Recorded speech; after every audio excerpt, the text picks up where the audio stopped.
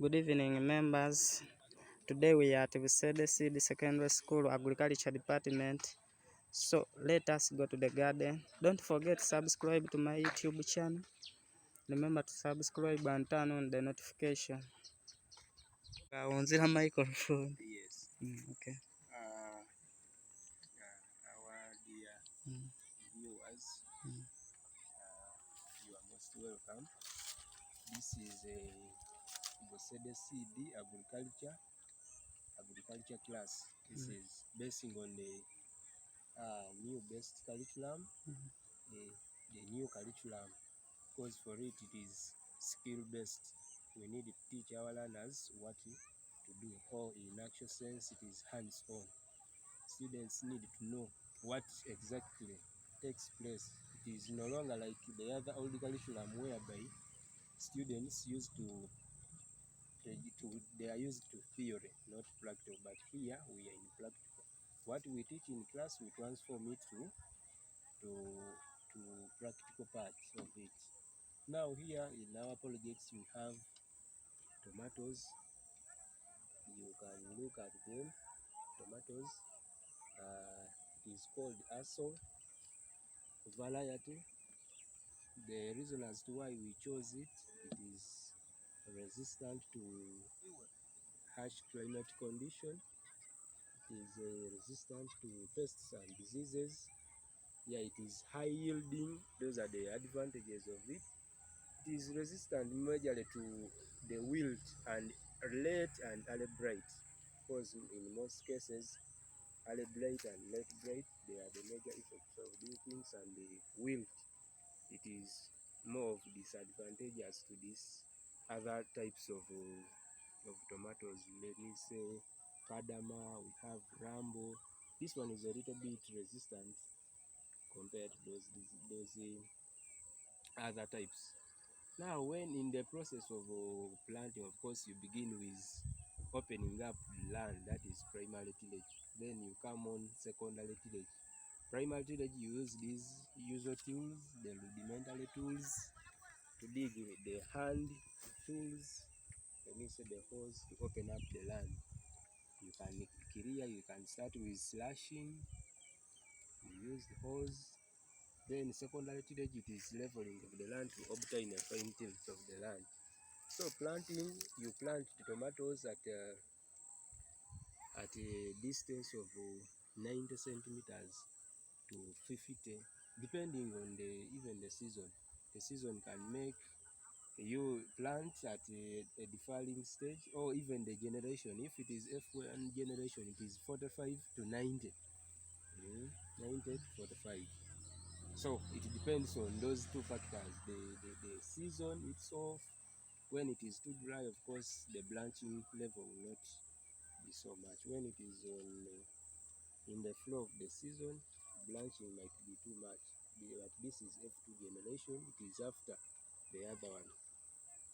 They are the seedlings that we got from F1 generation. Now there are those agronomic practices that take place. We have weeding. Weeding, it will help you to control mulches. We have spraying, you control pests and diseases. We have When is the weeding done? weeding can be done basically after like 2 weeks, after 2 weeks, depending on the level of maturity of the grass, or the rate at which the grass can regenerate after the previous digging. Because we can say after 2 weeks, yet your land can generate weeds faster than any other garden. It depends. Even the dry season, they take long to mature. But in the rainy season, is the degree at which grass can mature or multiply is a little bit higher than the other one. After there is spraying, we have mulching. Mulching is of many advantages. We have, it will allow water infiltration. Water will enter into the soil, allow moisture content into the soil. It will control the weeds. So mulching has got very advantages. Water holding capacity in the soil, more so in the dry season. When will we mulch? You can mulch after one and a half month. 1.5 months you count from the nursery bed. Yeah, because we can say one, but it depends on the degree of growth also. Because you can see that when it is F1 generation, you can take like 1 month, but in F2, because of the harsh conditions and harsh weather, will retard the growth of the crop. The crop. Yes. But before you do all those things, make sure that you first begin with the nursery bed, of course. Okay. That is the first thing, because these are small seedlings that cannot be planted directly. So you have to first put them in the nursery bed. What is the period of a nursery bed? Nursery bed, it will take 2 weeks. 2 weeks when it is F1 generation, but 3 weeks what For we have, F3. basing on what we have observed. 3 weeks in F2 generation. So by 2 weeks you can be able to transplant. And transplanting, you do it in the evening. Just because once you do it in the morning, there is a lot of transpiration, whereby there will be a lot of evaporation. Yeah, okay. That will take place. The rate of dying will be high. The rate of wilting will be high. So it is majorly done in the evening. So what are the factors you considered when you are choosing this variety? Yes, I say the factors. One, those are the advantages. One, resistance to diseases. Two, resistance to harsh conditions. Third, high yielding capacity. Three,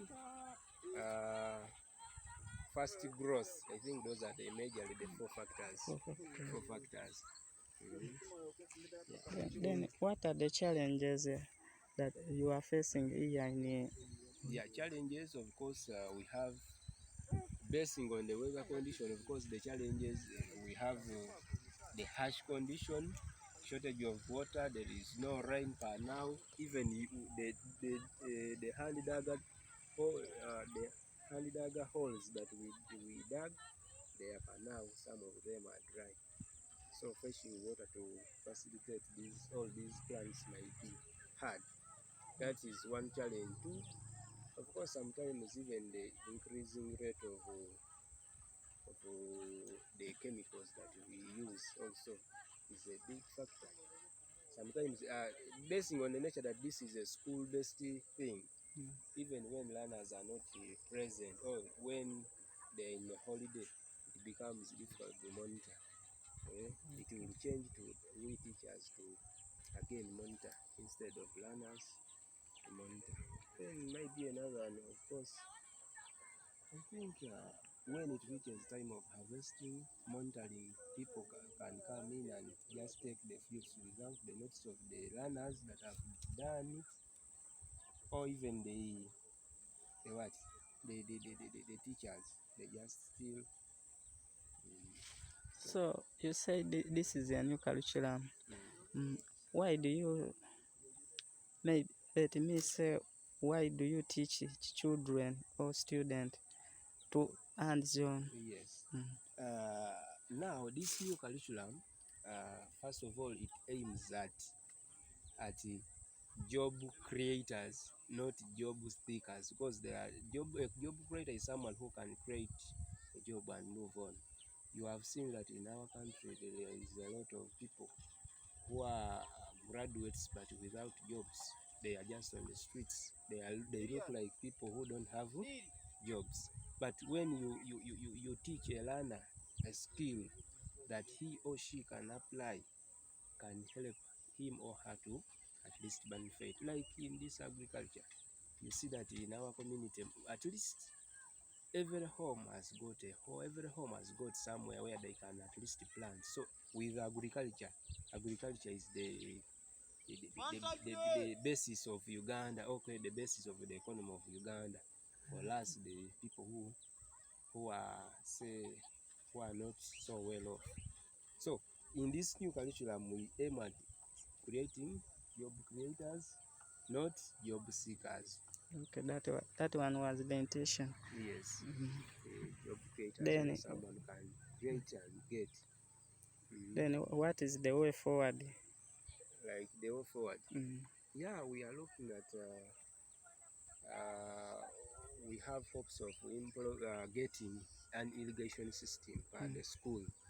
It is on the program that we need to get an irrigation system, and also the school is looking at increasing on the funds that is given to the departments that we are working To the upon. Department of Agriculture. Yes, so that we can at least we do better than this, because we have a lot of land, but because sometimes of due to capital and what, we leave even other pieces of land.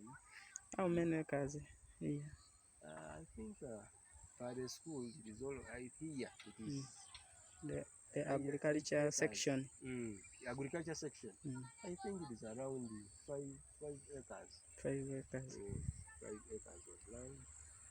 So how will we motivate the youth to join maybe agriculture, or to join this department? Yeah, because like this our department,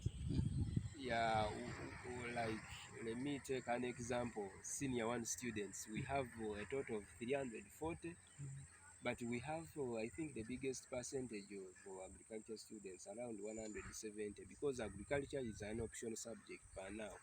You either take ICT, agriculture, or fine art, but we have the biggest percentage, but we still need more.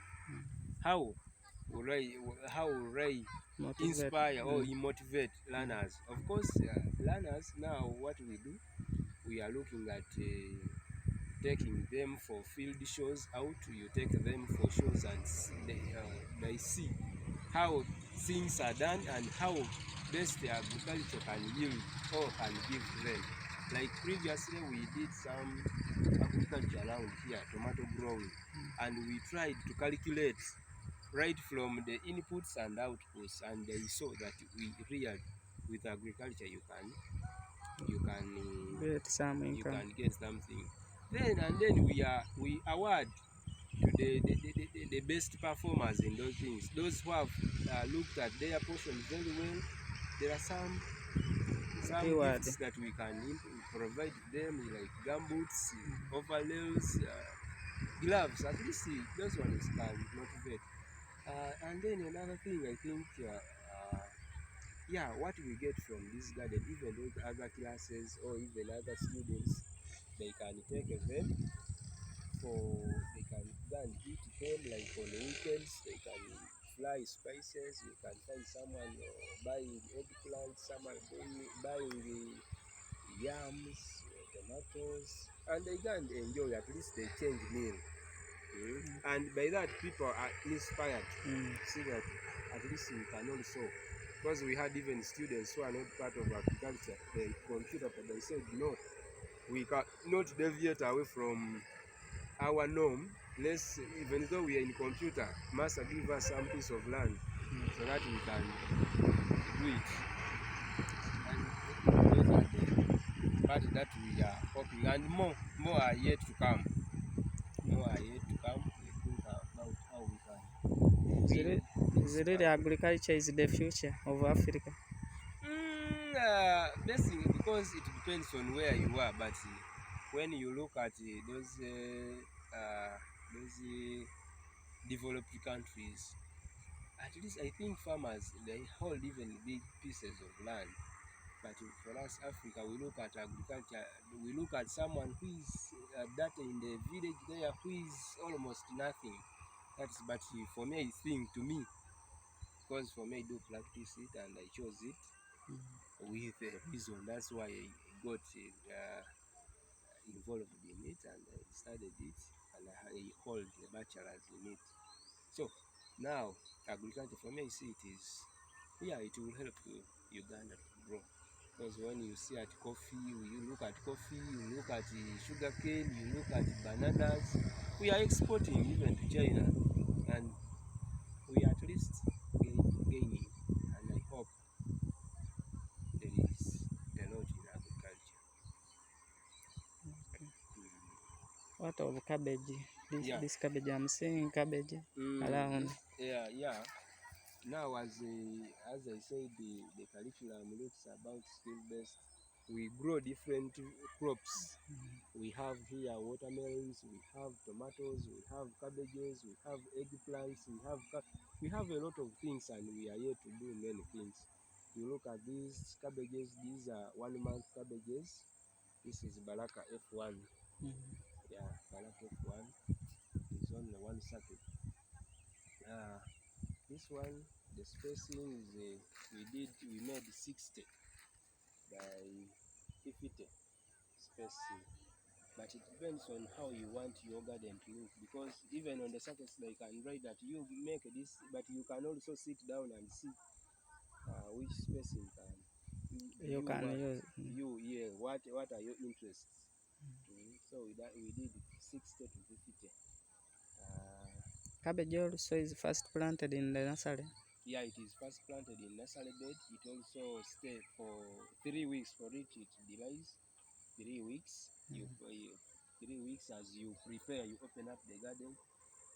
I said you begin with primary tillage, that is opening up of the land.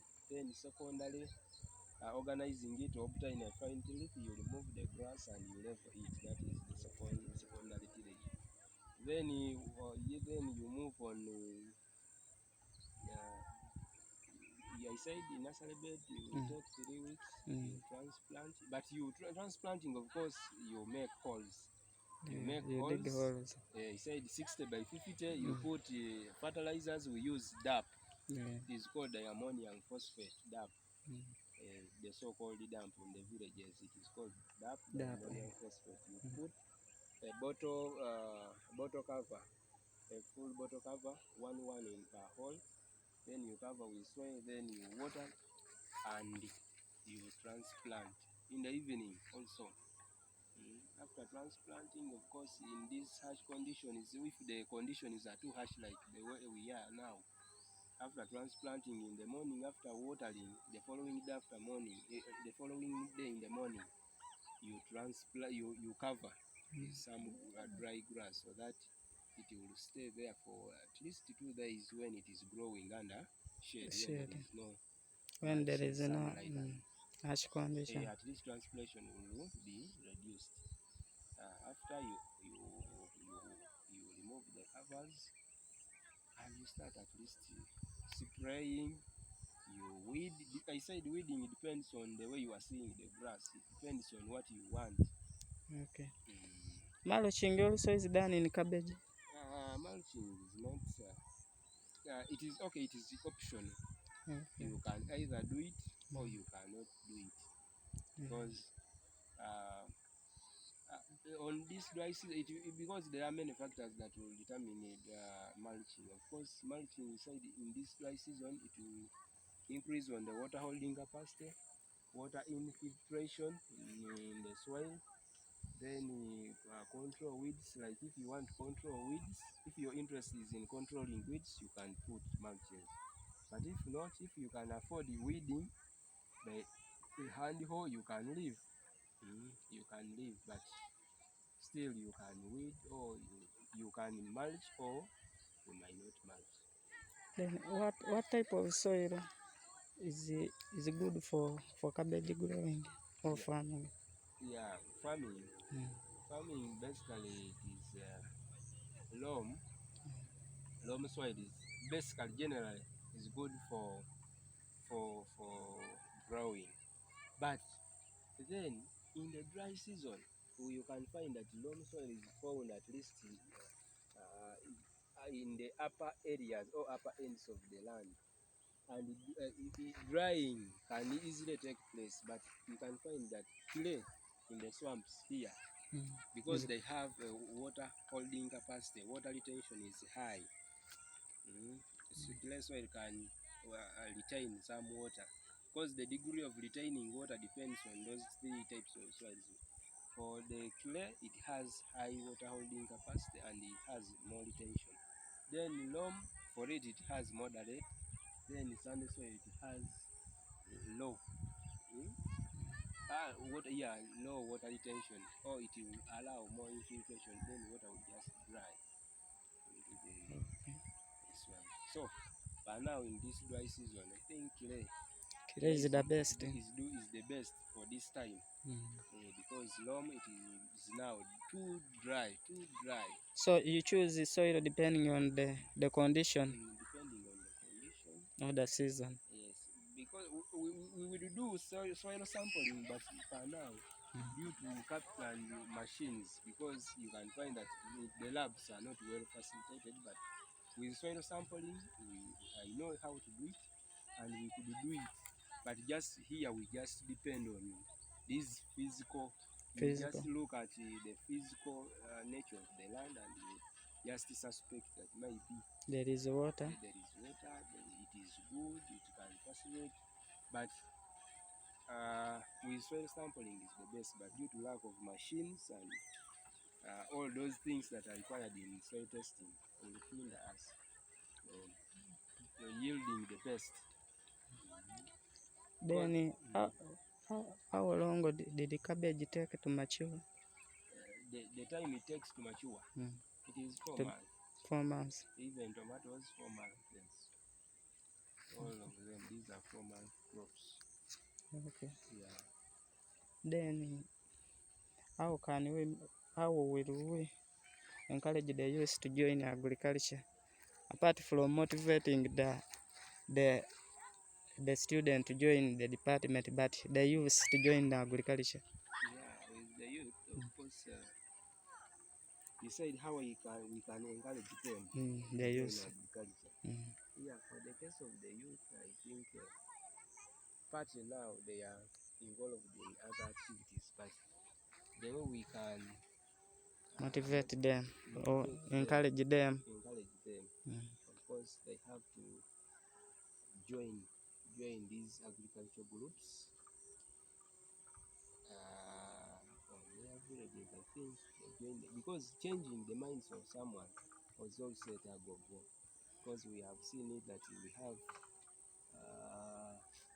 very many students around who are in the youthful stage, who are in the youthful stage, but they want other things. They don't want agriculture, but the way we can encourage them, probably, I think just encouraging them to join the department.